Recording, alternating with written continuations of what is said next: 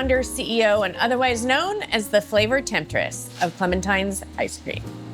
Welcome to the Milk House. So start with, why did you come here? How did you get here? And then the transition to the Temptress. Sure.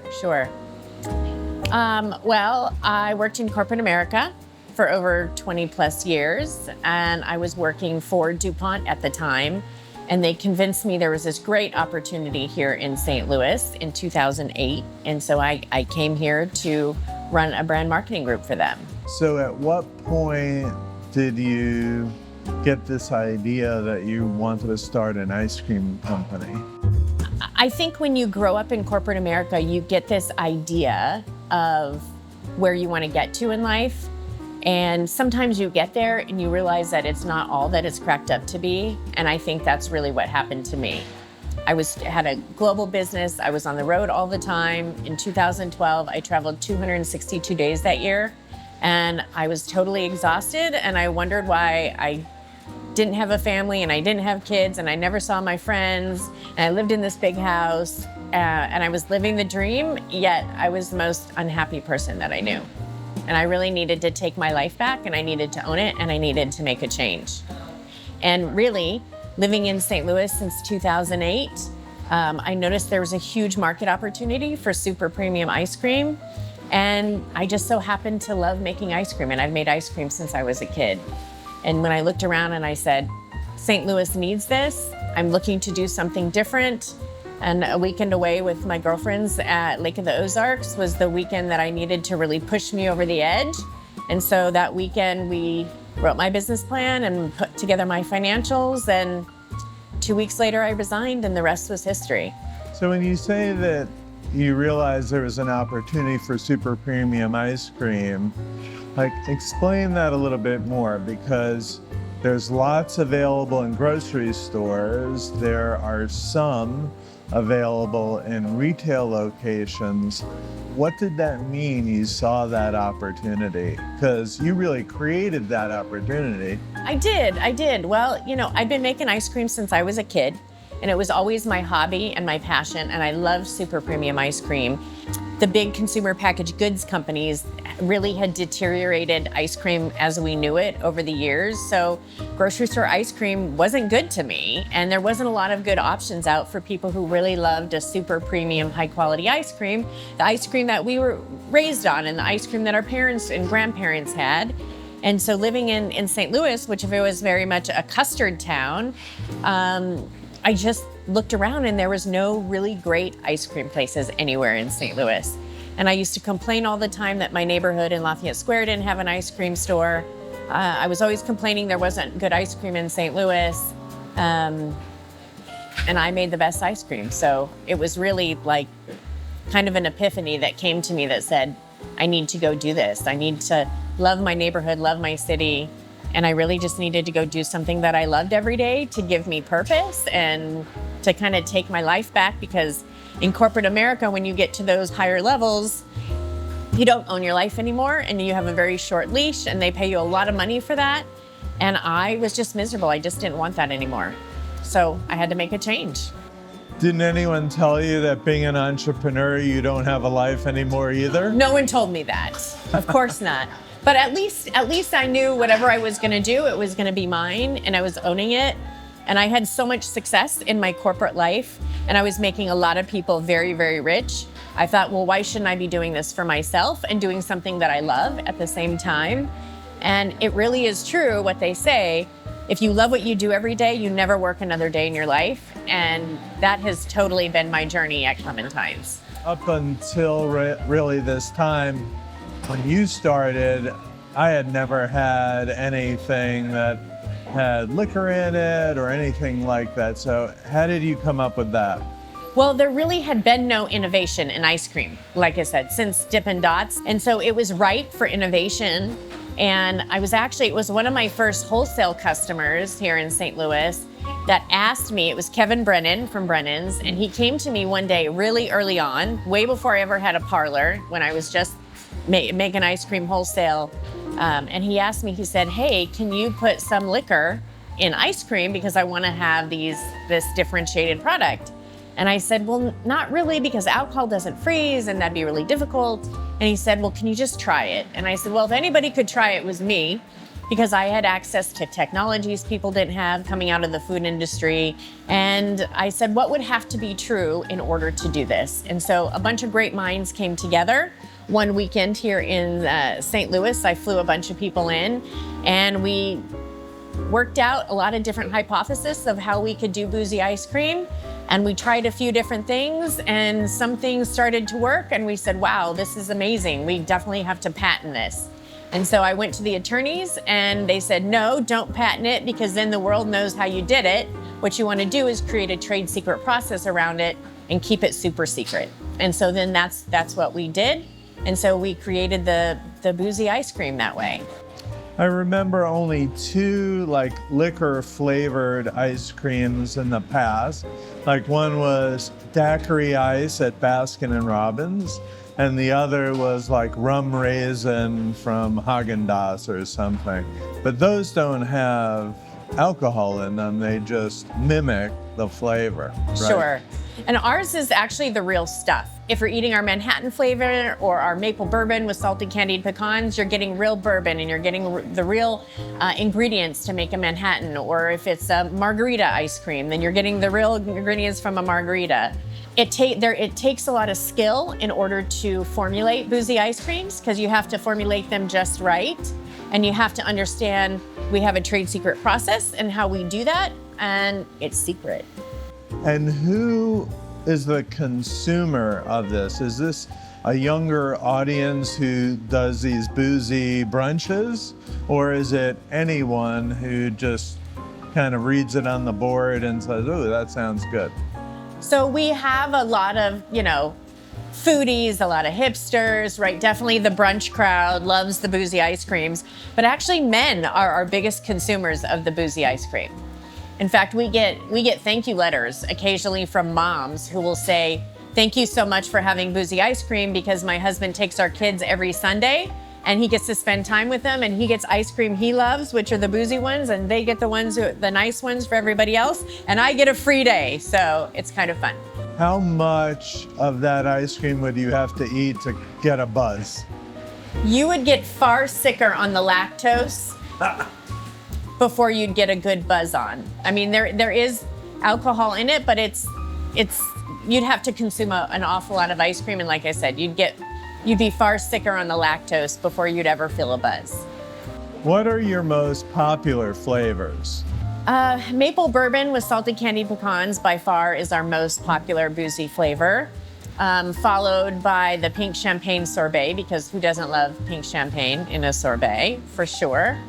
And then of our nice flavors, of course, we made gooey butter cake ice cream famous, and the world now makes gooey butter cake ice cream because of us. And so that's definitely our most popular flavor still, which is very cool, because gooey butter cake ice cream now is what the Oreo cookies and cream was 25 years ago. So gooey butter cake ice cream is now becoming the number one alternative flavor growing across the country in the frozen desserts category, which is pretty exciting because it came right here from St. Louis. But I read somewhere, I think it was on Facebook, which is highly unreliable, that vanilla is still the number one flavor of ice cream in the world. Of course. That true? And it always will be. But it's not it's my favorite flavor that we make consistently, that I still almost consume every day. When you come in to buy pints, you're gonna buy all the other fun flavors, but you're always gonna probably buy a pint of our Madagascar vanilla as well, because there's always gonna be someone who wants just vanilla. Talk a little bit about the process for mixing, the base flavor with the ingredients. How does that work? When do you do it? How do you do it? Does it come out of, a machine that way, or do you mix it by hand? Well, I think what you're really asking me is, so as a micro creamery, there are certain qualifications that you have to meet in order to be one, and that really talks about how we make the ice cream. So think microbrewery for beer, but for ice cream. So there's 5 qualifications that you have to meet in order to be a microcreamery. You have to be small batch, meaning a real person has to stand in front of a machine and actually spin the ice cream. which you can see behind us. We have real people who make the ice cream. Number 2, everything in the ice cream has to be handcrafted. If there's a pie, cake, or cookie, we make it, we bake it, we put it in it. We salt our own caramels, we candy our own pecans, we make our own hot fudge, we make our own salted caramel. So we make everything that goes into the ice cream unless we collaborate with someone to do something fun for an ice cream, or there's something that we don't have the skill set in-house to make, then we'll go and procure that and find the best of whatever that is in the world. Number 3, you have to be all natural. So nothing artificial goes into my ice cream at all. No artificial flavors, fillers, emulsifiers, any colorings, nothing. Number 4, in order to be a micro creamery, you have to have less than 30% overrun in your ice cream. And so what that is, that's a technical term. That's the amount of air that's whipped into the ice cream. So most commercial ice cream makers, and most ice cream parlors, in fact, across the country, they put 100% overrun in the ice cream, meaning when you go buy that pint of ice cream at the store, 50% is ice cream and the other 50% is air, and that makes 100%. And we don't do that. In order to be a micro creamery, you have to have less than 30%, so that's why our pints weigh so much more than everybody else's out there, because we don't put all the air in our ice cream. And that makes a big difference to the consumer. If you've ever gone into an ice cream parlor somewhere, or you have an ice cream at the store and it melts right away, it's because they've whipped all this air into the ice cream because they can use less product to fill more containers, which ultimately is not good for you, I believe, as the customer. And last but not least, the 5th qualification you have to meet in order to become a micro creamery is really all around the butter fat. So you have to have more than 16% butter fat in your ice cream to be super premium. And all of our ice creams have between 16 to 18%. That's why they're so rich and they're so decadent.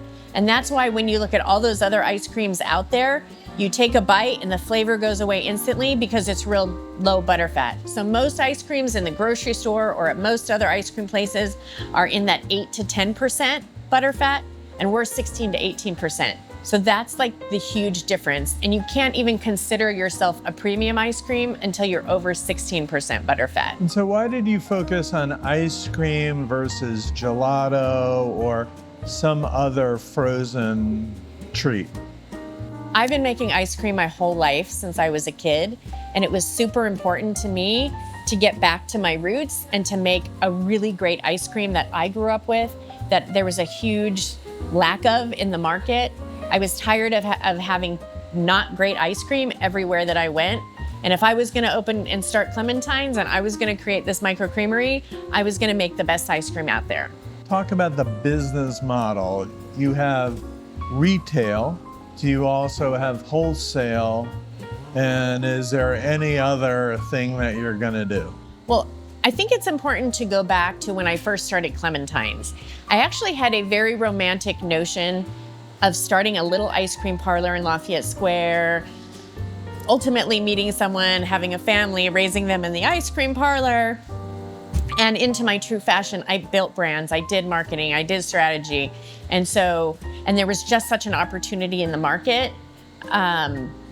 It's just evolved into this thing. It's like, it's evergreen and it's evolved, and it just kind of kept growing, I guess you could say. So when I first started Clementine's, I actually started out in the wholesale business first. I started making ice cream for the top restaurants in town. All the James Beard award-winning chefs had to have my ice cream. And so I started selling to restaurants first, and I started selling to people first. Neighbors in Lafayette Square and other people who heard I was making great ice cream. And then when I finally could get the money together and I found a good spot in Lafayette Square, my first ice cream parlor definitely had to be in Lafayette Square in my neighborhood. And so I opened that parlor in 2015, and it kind of grew from there. We've grown organically ever since. We opened our second parlor in Des Moines, our third in South City, our fourth in Lake St. Louis. Then, from there it grew to Kirkwood and Central West End and Edwardsville. Like, we just continued to grow. And we've really grown based on consumer demand and where people asked us to, or whether they said, hey, we need an ice cream parlor in our neighborhood. And then probably about 5-6 years ago, people from St. Louis and abroad said, hey, can you ship me ice cream around the country? And so we got into the e-commerce business and we started shipping ice cream all over the country. And we started shipping ice cream nationally to national influencers. And then that's how we made Oprah's O list and landed on her favorite things list, because I'd been sending her ice cream for 2 years and it finally hit, and her team did it, loved it, and said it, our gooey butter cake was the sexiest ice cream alive. So everything has kind of just evolved as opportunity as people have wanted our ice cream more and more. And we grew, we decided to expand our manufacturing multiple times. We built this beautiful 25,000 square foot manufacturing facility. And now we have opportunity and capacity for 50 parlors. So now I have to go open 50. And we've just had such demand from all over the country, especially in the Midwest. We get people who drive from Chicago and they're like, hey, when are we gonna get ice cream? People who drive from Kansas City, hey, when are we gonna get your ice cream? So our growth has really been by customer demand. And so we're getting ready to go into Kansas City. We're opening 3 parlors there this year. We're going into Bentonville this year. And we've also decided that we're going to franchise. So that's also very exciting.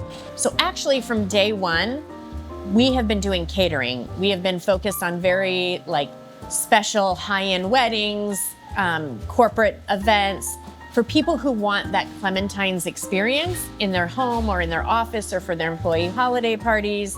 Catering has been part of our ethos since day one, and it was a great way to get our name out there. And really, my goal in the beginning was just to get people to try my ice cream, because I knew once they tried my ice cream, they were golden and they wouldn't go anywhere else. Is a super premium ice cream, with more elegant cones and cups, and do you think it's for everyone, or is it limited to foodies? I don't think it's limited to foodies. I think people love great ice cream, and there's not a lot of great ice cream out there anymore.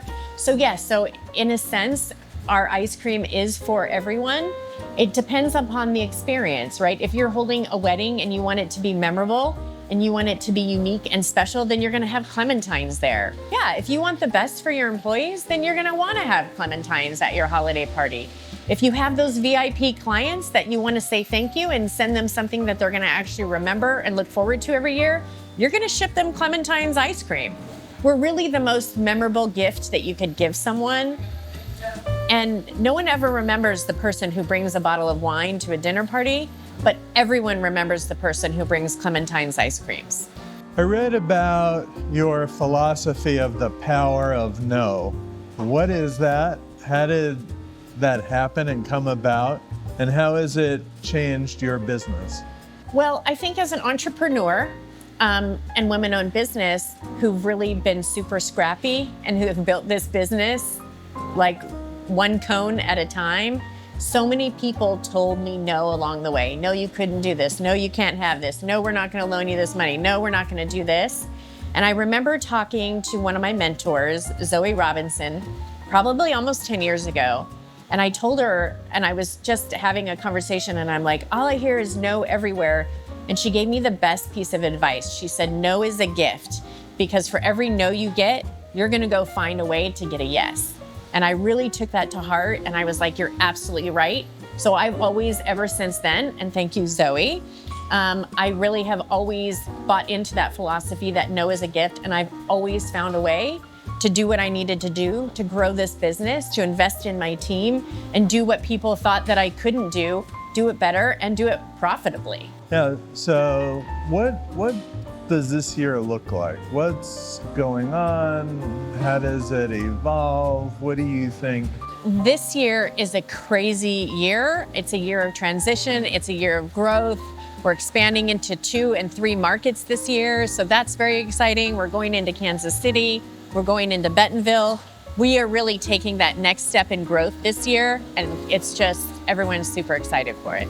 So you mentioned franchise. Yep. Companies always like, should we keep them company owned? Should we franchise?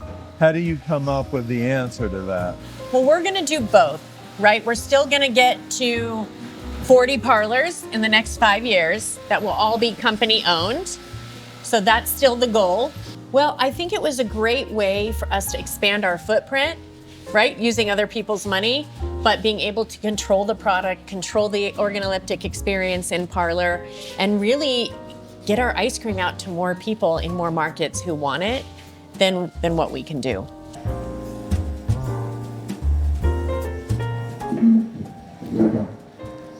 Okay, here we are. Welcome to Clementine's. I love it. This is my neighborhood, Clementine's. Tell me again how you got the name Clementine's. What does it mean? Is there anything that it refers to? Is it an orange or something else? No, well, Clementine's is actually named after my grandmother's best friend.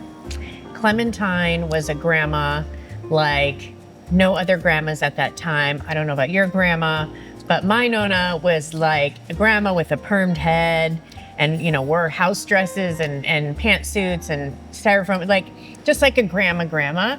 Well, Clementine was her best friend, and she had long silver hair and she wore red lipstick and high heels, and I had just never seen such an elegant creature like that before. And so I grew up thinking someday I'm gonna have a little girl and I'm gonna name her Clementine and she's gonna be just like that. Well, I hadn't been blessed in life with a little girl or with children. So when I decided to open my baby, which is Clementine's, the name seemed fitting. So when you hear from people who come here, what do you hear most often about the experience, about the product, that kind of just resonates with your original idea, your strategy? What do people tell you? Well, I think Clementine's was really born out of my love of all things French and France. I'm definitely a little bit of a Francophile for sure. So you'll see a lot of French inspiration around all the parlors, but I wanted it to feel familiar and a little bit of hip, a little bit of edgy, but very vintage. And I wanted you to feel something walking in the door. And at the time, I didn't know that we were creating this organoleptic experience in our parlors. Everything we've done in our parlors is intentional. Every surface, every corner, every chair, every seat, every sightline, everything you hear. So we're touching all of the 5 senses, whether you know it or not, coming into every parlor. And does each parlor have that super cool wall covering and same color palettes, or is each one different? You walk into all of the Clementine's parlors and you know you're in a Clementine's. You have the white beadboard and the sweet mint walls and very cool artwork, but they're all a little different too. I think we've evolved our brand. We've evolved who we are over time. I mean, we started in Lafayette Square, which is 500 square foot. Right, that parlor, into much bigger ones. So we have more creative room and ability to do things. So I think we've just evolved over time, and just, you know, every parlor we've made it a little bit better and learned lessons, just to make it the best experience for people. We want your parents to be able to walk through the door and go, oh my gosh, I love this place. It reminds me of the ice cream parlors from when I was a kid, right? Down to your, you know, young son who comes in and is like, oh, this is the coolest ice cream parlor I've ever been in, right? So we've been very intentional about the experience that we've created in parlor. Cool.